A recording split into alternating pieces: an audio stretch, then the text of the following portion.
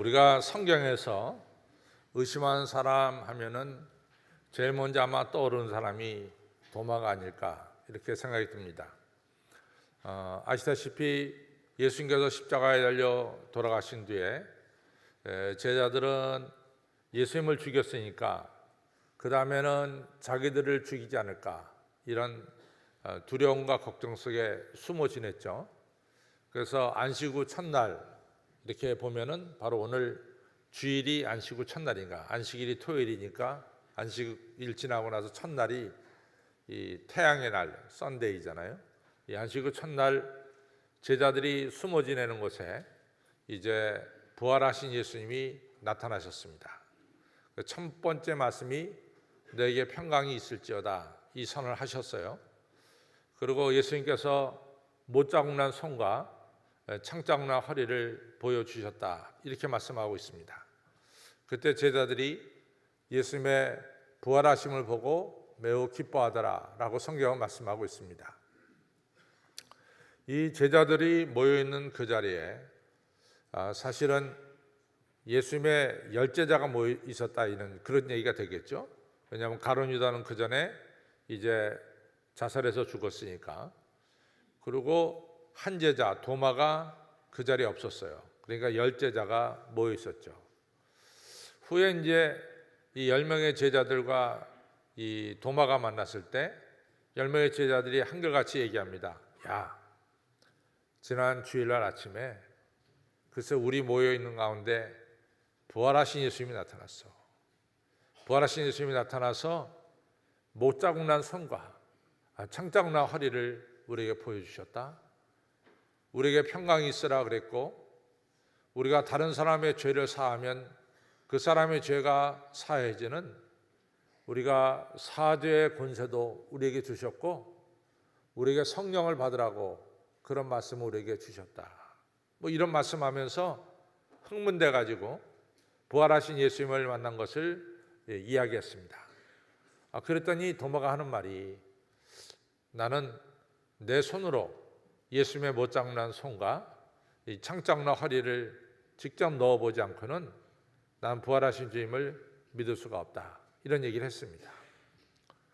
그러고 나서 8일 뒤에 이 11명의 제자들이 한 자리에 모인 곳에 부활하신 주님이 나타나셨어요. 그리고 도마에게 말씀하기를 도마야 일로 와라. 그리고 네 손가락을 내밀어서 내 못자국 난 손과 창자국 난 허리를 만져봐라.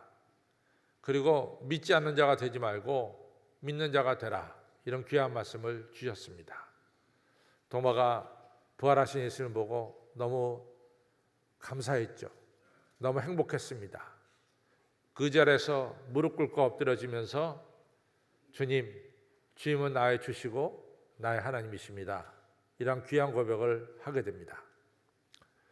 분명히 부활하신 주님은 의심을 가졌던 도마에게 의심에서 확신으로 자리를 옮기게 해주셨어요.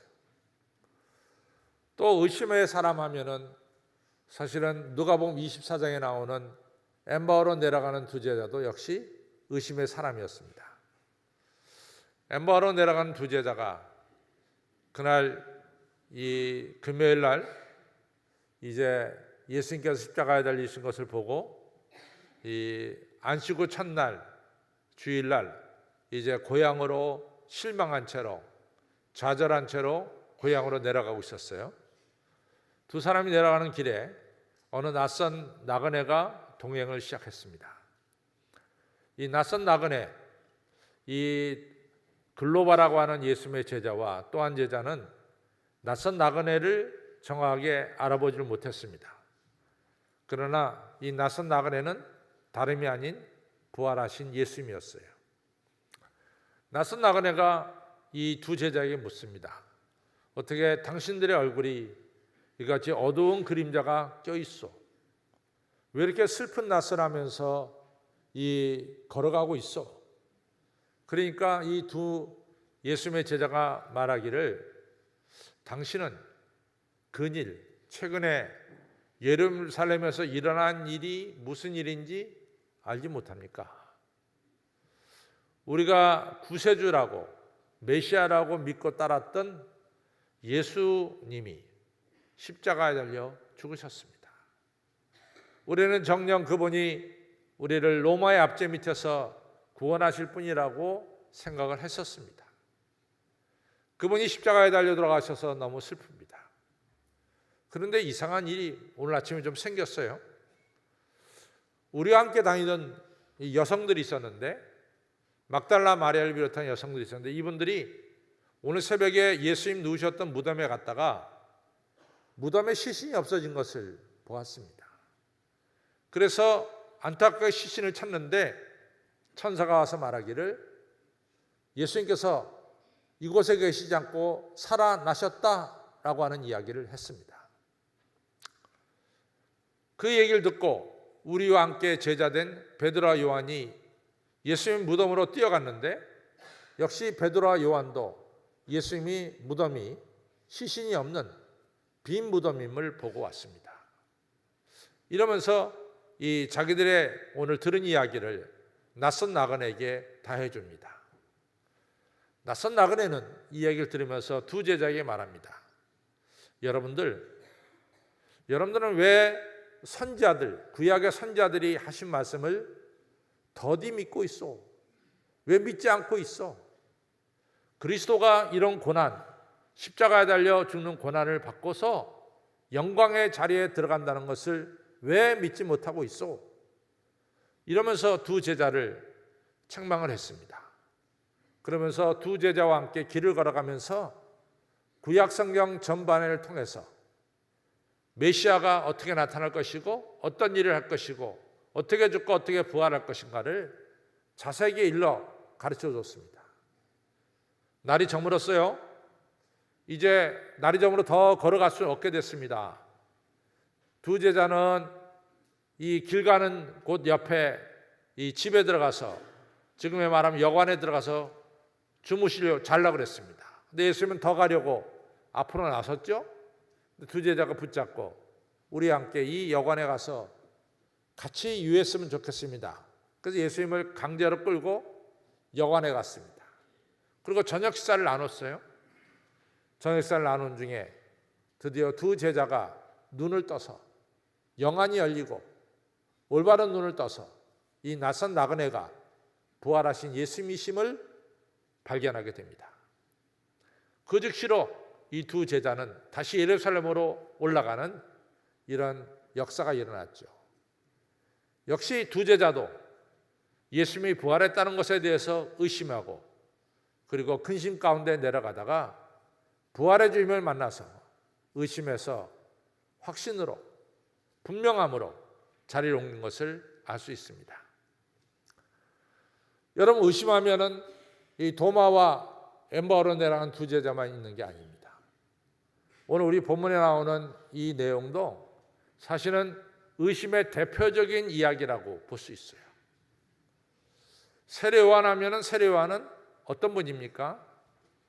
예수님의 길을 예비하러 온 자예요. 말라기에 보면 그리스도 오기 전에 엘리야가 온다.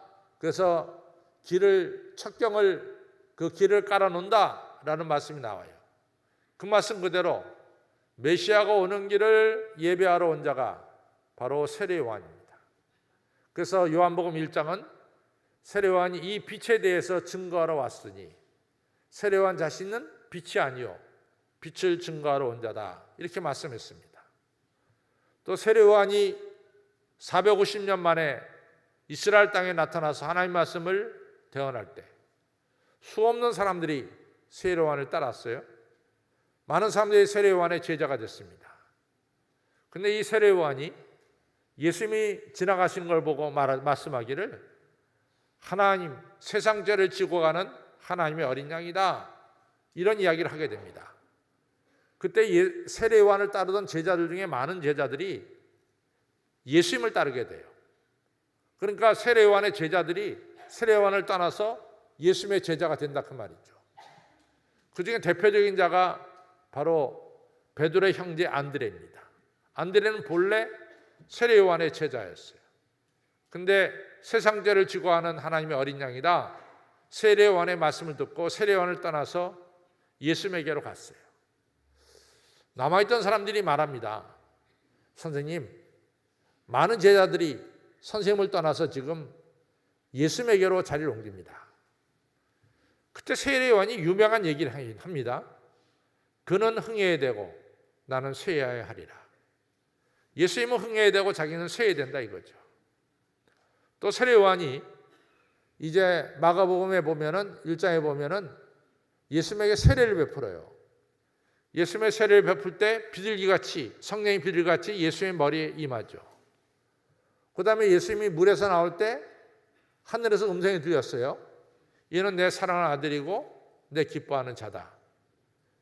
이런 일련의 일들을 보면은 세례 요한만큼 예수님이 메시아라고 하는 사실에 대해서 분명함을 가진 사람은 없었다.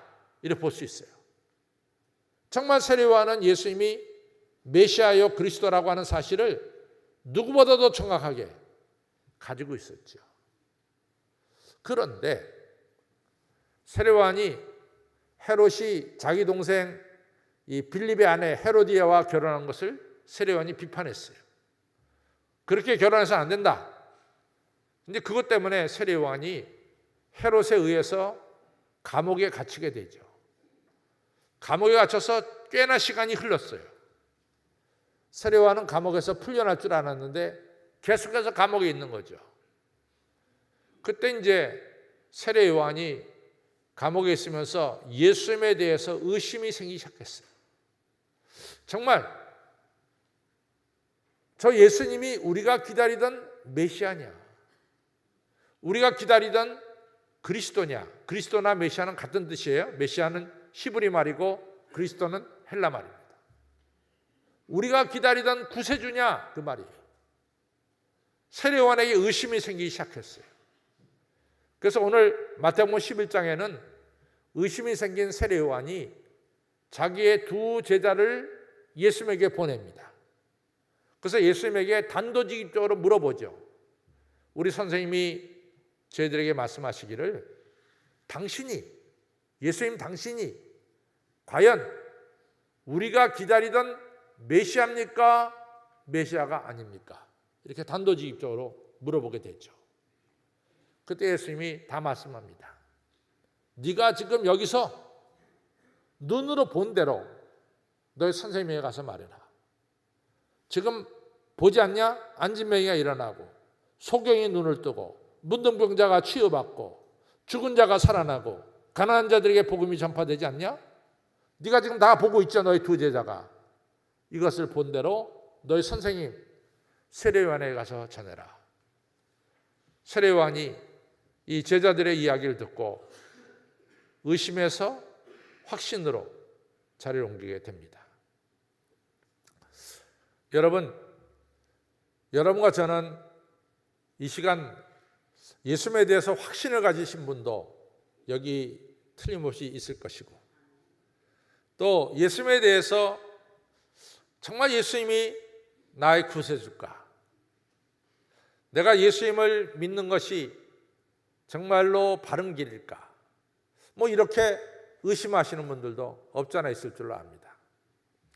근데 여러분만 의심한 것이 아니라 제가 지금 쭉 설명했듯이 도마도 의심했었고 예수님의 제자 중에 글로바라고 하는 제자도 의심했었고 또 세례 요한까지도 의심을 했었습니다.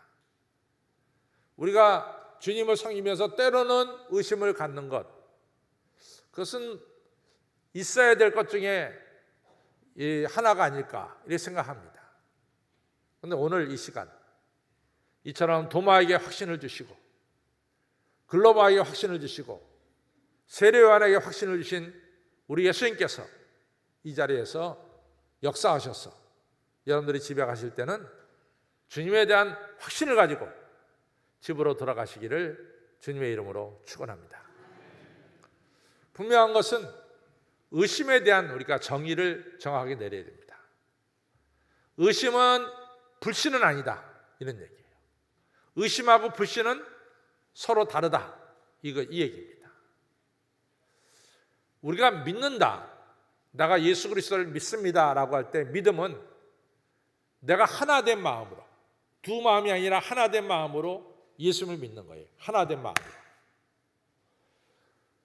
내가 예수님을 믿지 않는다 이렇게 얘기한 것은 또 동시에 두 마음이 아니라 한 마음으로 나는 예수님을 믿지 않습니다 이렇게 되는 거라고요. 그러면 의심은 뭐냐? 의심은 두 마음이에요. 예수님에 대한 믿음도 있고 또 예수님에 대한 의심도 불신도 있는 거예요. 도마 같은 경우에는 자기 눈으로 예수님이 십자가에 못 박아 죽는 것을 보았습니다. 그런데 제자들이 자기 동료들이 느닷없이 예수님 부활하신 예수님을 봤다고 얘기를 해요. 동료들 그것도 한 명도 아니라 10명이 이구동성으로 얘기하니까 예수님 부활한 것 같기도 해요. 그러니까 부활한 것 같기도 하고 부활하지 않은 것 같기도 하고 여기서 왔다 갔다 하는 것이 바로 의심이에요. 또 세례요한만 보더라도 틀림없이 예수님이 메시아인 것 같은데 예수님께서 자기가 기대하는 것만큼 특별한 일을 하지 않는 것 같아서 과연 저분이 내가 기다리던 메시아일까? 거기에 대해서 의심이 돼요. 왔다 갔다 합니다. 두 마음, 믿는 마음과 믿지 못하는 마음 사이에서 이리 갔다 저리 갔다 하는 것이 의심이에요. 그래서 이 20세기가 낳은 세계적인 신학자가 칼 바르트인데 칼 바르트가 아주 중요한 얘기했어요. 의심이란 뭐냐? 예수와 노 사이를 왔다 갔다 하는 게 의심이다. 이렇게 표현했어요. 예수와 노 사이를 왔다 갔다 하는 것이 의심이다. 근데 오늘 우리가 이제 마태복음 11장을 보면서 중요한 것은 사실은 세례 요한이 예수님에 대해서 증거도 하고 예수님이 흥해되고 자기는 쇠해된다고 말씀도 하고 예수님에게 성령이 임하고 하나님의 음성이 들린 것을 보았음에도 불구하고 의심해서 자기의 두 제자를 예수님 보냈어요. 중요한 것은 예수님이 이처럼 의심하는 세례 요한을 절대로 나무라지 않았습니다. 세례 요한, 네가 나를 의심할 수 있냐? 너만큼 내가 그리스도라는 것을 눈으로 보고 체험한 사람이 더 어디 있냐? 근데 네가 어떻게 그것을 다 잊어버리고 의심하느냐? 이렇게 야단치지 않았습니다. 예수님은 의심해서 제자들을 보낸 세례 요한 두 제자에게 말합니다. 가서 말해라. 오늘 소경이 눈을 뜨고 앉은 명에게 일어서고 묻는 병자가 고침받고 죽은 자가 살아나고 가난한 자에게 복음이 전파되는 이 지금 현장을 네가 눈으로 목격하고 가서 너의 선생님에게 전해라. 그래서 이 제자들이 현장에서 이루어진 일을 보고 자기 선생님 세례 요한에 가서 얘기해서 세례 요한이 의심에서 확신으로 옮기게 됐습니다. 예수님은 의심하는 자를 나무라지 않았어요. 마틴 루터가 종교개혁을 일으킨 지가 내년 되면은 500주년이 됩니다. 내년이 이 2017년이 1517년 10월 31일 비텐베르크 대학의 95개조 이같이 이 종교 잘못된 것을 계시한 지 꼭 500주년 된 해가 내년입니다. 이 종교개혁은 우리 인류의 이 문명사에 있어서 너무 획기적인 하나의 사건이 종교개혁입니다. 그런데 이 종교개혁이 어떻게 일어났느냐? 그것은 아주 간단한 데서 시작됐어요. 그것은 뭐냐면 마틴 루터가 내가 어떻게 나 같은 죄인이 구원을 받느냐, 이거에 대한 확신이 안 섰단 말이지. 나 같은 죄인이 어떻게 이같이 구원받을 수가 있느냐, 그것이 마틴 루터가 가지고 있는 근본적인 질문이었어요. 내 저지른 죄가 어떻게 다 사함받고 구원받을 수 있느냐, 이것이 마틴 루터가 가지고 있는 질문이었습니다.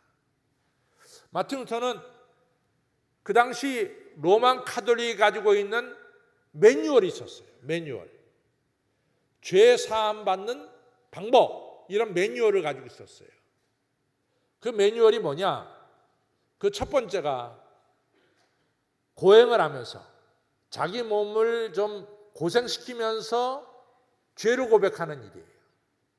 그 중에 하나가 뭐냐면은 마틴 루터가 맨 무릎으로 계단을 기어 올라갑니다. 그래서 여러분들 누가 로마에 가면은, 앞으로 로마에 가면은 그 가이드가 데려갈 수도 있고 안 데려갈 수도 있어요. 근데 여러분들 보고 싶으면은 가이드한테 말하시기 바랍니다. 마틴 루터가 자기가 죄 사함을 얻기 위해서 계단 올라갔던 곳을 데려가 주십시오. 그러면은 틀림없이 데려가 줄 거예요.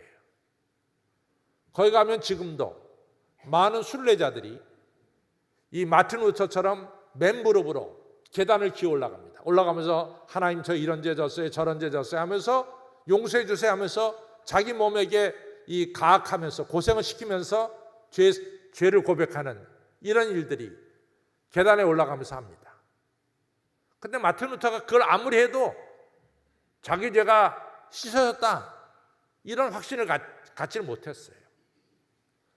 그 당시 로만 카톨릭이 가지고 있는 두 번째 매뉴얼이 뭐였냐면은 사제한테 찾아가서 자기 죄를 고백하는 거였어요. 그래서 마틴 루터가 굉장히 완벽주의자인데 이 사람이 조금만 마음에 불편함이 있고 죄의식이 생기면은 하루에도 3번, 4번 사제에게 찾아가서 사제님, 제가 그새 이런 생각을 했습니다. 이런 악한 생각을 했습니다. 이 죄를 사해 주십시오. 이러면서 고해성사를 했단 말이죠. 유명한 일화가 있잖아요. 하도 마틴 루터가 하루에도 4-5번 찾아오니까 이 사제가 말하기를 야 루터야 좀 모아서 가져와라. 모아서. 왜 이렇게 자주 오냐? 모아서 가져와라. 그럴 정도로 이 마틴 루터가 이 고해성사를 했어요. 그래도 자기 죄가 사해지는 것을 느끼지 못했습니다. 그 다음에 이제 로만 카톨릭 교회 가지고 있었던 세 번째 매뉴얼이 뭐냐? 면죄부 파는 거였죠. 면죄부를 사면은 세례받는 것보다 더 깨끗하게 우리 죄가 사해진다는 거예요. 아담이 죄짓기 전보다 더 깨끗해진다는 것이 그 당시 면죄부를 파는 사람들의 주장이었어요. 면죄부는 이미 죽은 자, 우리 조상의 죄도 사할 수 있다고 그들이 선전했어요. 헌금통에 동전이 딱 떨어지는 순간 저 연옥에 있던 우리 조상들이 이같이 탁 튀어올라서 천국으로 간다 이러면서 면죄부를 팔았어요. 마틴 루터가 도대체 이해가 안 되는 거예요. 그러니까 뭐 고행을 한다든가 또는 뭐 고해 상사를 한다든가 면죄부 이런 거 가지고는 절대로 자기가 죄 사함, 나 같은 죄인이 어떻게 죄 사함 받느냐 이거에 대한 확신이 안 생겼어요. 그러다가 마틴 루터가 하나님 말씀, 성경 말씀으로 들어갑니다. 성경 말씀 집중해서 읽기 시작합니다. 그러다 어느 날 무릎을 딱 쳤어요. 그것이 로마서에 나오는 얘기입니다. 의인은 믿음으로 말미암아 살리라. 여기서 믿음은 뭐냐? 믿음이 중요한 거예요. 여기서 믿음은 우리 예수님께서 여러분과 저의 죄를 대신 지시고 십자가에 달려 죽으신 이 은혜, 내 죄를 예수님이 대신 지시고 십자가에 달려 죽으신 그 은혜를 내가 믿음을 통해서 내 죄가 사해진다는 사실을 깨달았어요. 여기서 중요한 것은 내 죄가 사해지는 것은 나로부터 나오는 것이 아니라는 거지. 나로부터. 내가 고행을 하면서 내 죄가 사해지고 내가 고해 성사를 하면서 내 죄가 사해지고 내 돈으로 면죄부를 사면서 내 죄가 사해지는 것이 아니라 내 죄 사함은 전적으로 하나님께서 나에게 은혜를 베풀어 주심으로 말미암아 내 죄가 사해진다고 하는 이 놀라운 진리를 마틴 루터가 깨닫게 된 겁니다. 그런데 이 진리는 어디서부터 시작됐느냐? 사실은 의심에서부터 시작됐어요. 나 같은 죄인이 어떻게 구원받을 수 있느냐? 이런 의심에서 시작돼서 의인은 믿음으로 말미암아 산다고 하는 진리까지 발견하게 된 거죠. 그러니까 우리가 가지고 있는 의심이라는 게 100이면 100 다 나쁘다, 그리 볼 수는 없는 거죠. 오늘 의심이 확신으로 바뀌는 역사가 일어나니까 의심이 무조건 나쁘다, 이렇게 볼 수는 없다, 그 말이에요. 그럼 의심이 뭐냐? 의심을 보면은 첫째는 우리가 몰라서 의심할 수가 있어요. 몰라서. 우리가 상대방을 모를 때 의심하죠. 상대방을 모를 때 의심합니다. 우리가 몰라서 의심하는 경우가 있어요. 또 하나는 우리에게는 감정이 풍부해. 그래서 감정 따라서 믿을 수도 있고 감정 따라서 의심할 수도 있어요. 좀 감정에 치우치면 치우칠수록에 의심과 확신이 왔다 갔다 하는 경우가 많이 있어요. 감정에 치우칠수록. 세 번째는 선천적으로 상대방을 잘 믿지 못하는 사람들이 있어요. 선천적으로. 제가 이제 미국서 목회할 때인데 저희 교회에 그 박노행 고사님이라고 계시고 그 남편이 이제 박 집사님인데 나중에 집사님 됐는데 이분의 고향이 어디냐면 이 공주가 고향이에요. 근데 이 큰딸이 아주 오래전에 미국에 이민을 왔기 때문에 큰딸이 가족 초청을 해서 이 가족들이 다 미국에 이민 와서 제가 섬기는 교회 다녔어요. 그런데 이 박 집사님 나중에 집사가 됐는데 그 부인과 자녀들은 너무 열심히 예수를 믿는 거예요. 예수님. 그런데 이 남편은 교회를 안 다녀요. 그런데 이제 신방을 가면은 그 남편분이 이제 벌써 연세가 드셔서 미국에 왔는데 저는 그때 당시에 30대인데 얼마나 잘 이렇게 신방을 예의를 갖춰가지고 젊은 목사를 대하는지 모릅니다. 너무 감사해요. 뭐 30대 아주 새파란 젊은 목사인데 저가 이 60이 넘으신 이분이 너무 저를 갖다가 잘 영접을 하고 그래요. 근데 교회는 안 나와요. 그래서 이제 그 부인 되신 박 권사님이 나한테 말하기를 우리 사람은요, 우리 남편은 바깥으로는 정말로 순하고 착한 사람입니다.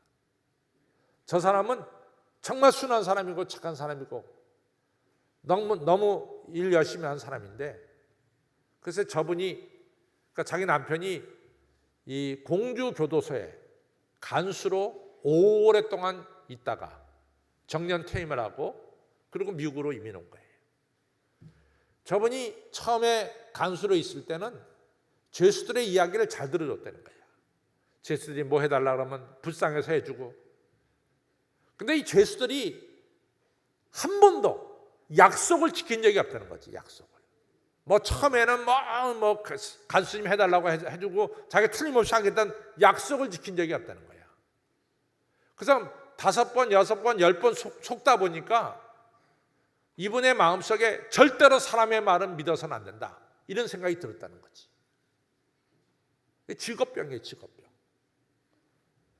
이분이 예수님도 안 믿어. 그것 때문에 성경도 안 믿고 직업병이라도 직업병. 그래서 다 열심히 믿는데 근데 이분이 나중에 위암이 걸렸어요. 그래서 위암 걸리고 나서부터는 예수님을 믿기 시작했습니다. 여러분, 어쨌든 간에 우리에게 의심이 찾아오는 그런 원인들이 있어요. 잘 몰라서 의심할 수도 있고 감정적으로만 우리가 생각해서 의심할 수도 있고 또 선천적으로 남을 잘 믿지 못하는 의심도 있어요. 마가복음 9장에 보면 뭐가 나오냐면은 예수님 변화산에서 변화돼 가지고 내려오니까 이 귀신 들린 아이의 아버지가 뭐 이 아이를 고쳐달라고 막 예수님께 메어 달립니다. 이 아이가 쩍하면 불에도 물에도 들어가는데 좀 고쳐주세요 라고 메어 달리죠. 그러면서 제자들에게 고쳐달라는데 제자들이 못 고쳤습니다. 예수님 고쳐주세요. 할 수만 있거든 내 아이를 고쳐주시기 바랍니다. 그때 예수님이 한마디 중요한 이야기를 합니다. 할 수 있거든이 무슨 일이냐 말이야. 할 수 있거든이. 할 수 있거든이 뭐냐. 이 아이를 고쳐줄 예수님을 네가 확신해야지 할 수 있거든요. 뭐냐. 그랬더니 아이 아버지가 당장에 무릎 꿇고 빌면서 제가 믿음 없는 것을 용서하여 주옵소서, 제게 믿음을 주옵소서, 이렇게 예수께 요청을 했어요. 그겁니다. 오늘 이 자리에 계신 우리 예수님께 확실한 믿음 달라고 여러분과 제가 기도해야 될 줄로 믿습니다. 확실한 믿음을 저에게 허락하여 주옵소서. 이 기도를 드려야 돼. 세례 요한이 잘한 게 뭐냐? 의심을 가졌다고 해서 세례 요한이 의심 품고 산 게 아니라고. 의심이 생겼을 때 즉시로 제자들을 보내서, 자기가 왔으면 좋겠는데 자기는 감옥에 있으니까 못 가니까 제자들을 보내서 예수님에 대해서 더 정확하게 알기 위해서 예수님께 나왔다는 거예요. 여러분, 오늘 우리가 그냥 차지도 않고 덥지도 않고 이런 상태에서 신앙생활하는 것은 시간 낭비. 이왕 예수님을 믿을 바에는 확신을 가지고 믿어서 여러분들 삶 속에 기적의 역사, 하나님의 놀라운 역사를 여러분들 눈으로 봐야 됩니다. 두 마음을 품은 자는 정함이 없는 자로다 그랬어요. 우리가 확신을 가져야 돼. 그러기 위해서 야고보서에서 나온 것처럼 하나님, 우리의 기도를 들어주시고 우리에게 믿음을 더하여 주옵소서. 이 기도가 여러분과 저에게 있기를 바랍니다. 그래서 오늘 주님으로부터 도마가 확신을 옮겼듯이, 글로벌한 제자가 확신을 옮겼듯이, 세례 요한이 확신을 옮겼듯이 여러분들도 예수님에 대한 확신을 가지시기를 바랍니다. 아브라함도 사실은 의심병에 걸렸었죠. 아브라함이 75세에 하나님께 부름받아요. 너는 너희 본토 친척 아비 집을 떠나 내가 내게 지시할 땅으로 가라. 내가 너로 큰 민족을 이루고 네 이름을 총대케 하며 너를 통해서 사람들이 복을 받게 될 거다. 이것이 창세기 12장에 나오는 건데 이때가 아브라함이 나이 75세예요. 10년이 지났어요. 85세가 됐습니다. 그때 자식이 없었어요.